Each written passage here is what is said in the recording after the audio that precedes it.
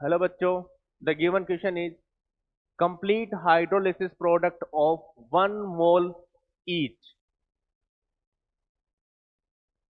of the following will need how many total number of moles of NaOH for complete neutralization। Okay, आपको इन सब का hydrolysis करवाना है। इनसे डेफिनेटली कोई स्ट्रॉन्ग बनेगा, एसिड बनेगा।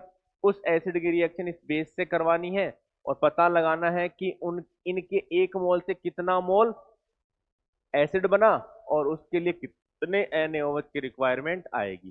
ठीक है, तो चलिए, SOCl2 प्लस साथ में आ गया H2O, हाइड्रोलिसिस करवाना है तो इससे बन जाएगा हमारे पास H2SO3 बनेगा। ठीक है, H2SO3 बनेगा प्लस साथ में HCl भी बन जाएगा। क्लियर।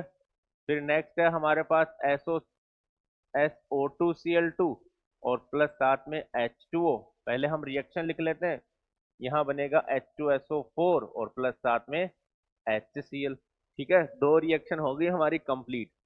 तीसरा है PCl3 प्लस H2O, तो इससे फॉस्फोरस एसिड बनेगा H3PO3 और प्लस साथ में फिर HCl बन जाएगा।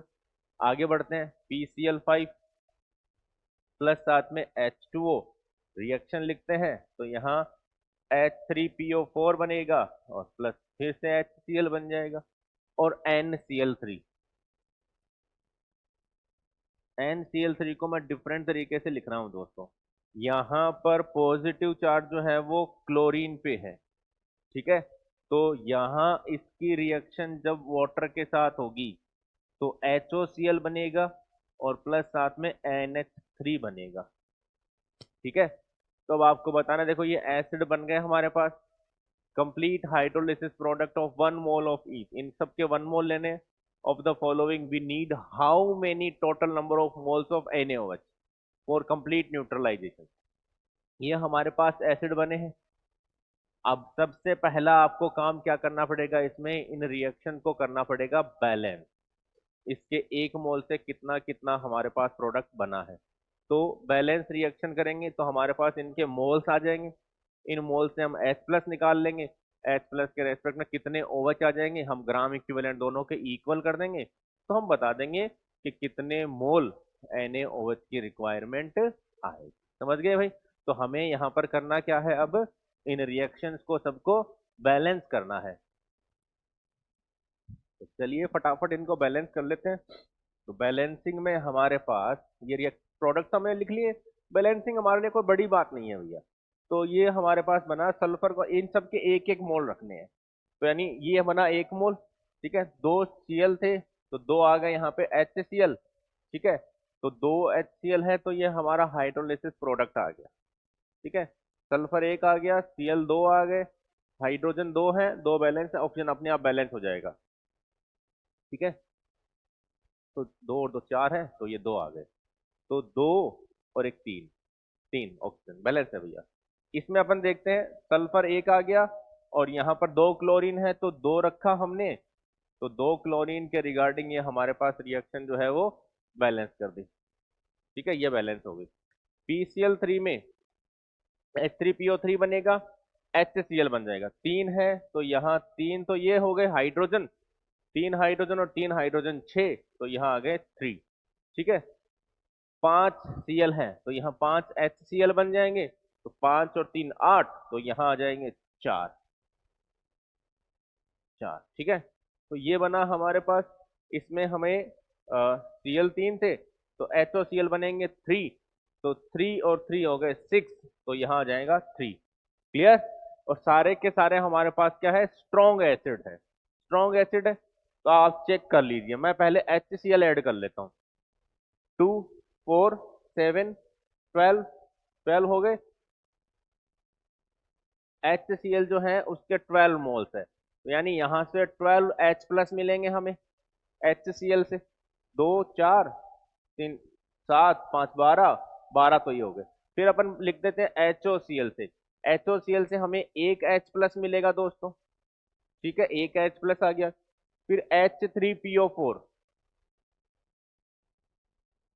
H3PO4, इसमें एक ही मोल है हमारे पास, पूरे में एक मोल है, तो ये 3H+ देगा क्योंकि इसकी बेसिसिटी 3 है। H3PO3, इसके बारे में आपको स्पेशल ध्यान रखना है, बेसिसिटी इसकी 2 है, तो ये 2H+ देगा।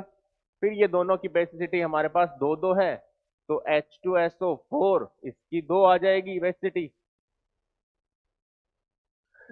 सॉरी, H2SO3, इसमें भी हमारे पास क्या आ जाएंगे, 2H+ आ जाएंगे। ठीक है, ये हमारे पास H+ की संख्या, टोटल H+ मिल गए हमें, चेक कर लो कितने हो गए। ये मिलेंगे हमें 13, 16, 18, और ये हो गए हमारे पास 18 और 22। कुछ गड़बड़ कर दी क्या? 22H+, 2 4 7 5 12 12 15 20 18 18 और 2 20, 20 और 4 24, मिस कहाँ कर दिया, 24 आ रहे हैं। 12H+, HOCl 3 है दोस्तों, HOCl के 3 मोल्स है ना, तो ये आ रहे हैं हमारे पास टोटल 24H+ आ रहे हैं। तो 24H+ को न्यूट्रलाइज करने के लिए 24 मोल्स हमें OH- चाहिए। NaOH जो है, इसकी एसिडिटी जो है वो हमारे पास क्या होता है दोस्तों, 1 होता है, एक Na+ और एक OH-। तो 24H+ को न्यूट्रलाइज करने के लिए 24 OH- चाहिए। तो हमारे पास total number of moles of H2S of NaOH वो मिलेंगे आपको 24। क्लियर? तो यहाँ हो गया हमारे पास दो कॉन्सेप्ट, एक तो हाइड्रोलिसिस यूज किया गया है, दूसरा न्यूट्रलाइजेशन रिएक्शन है।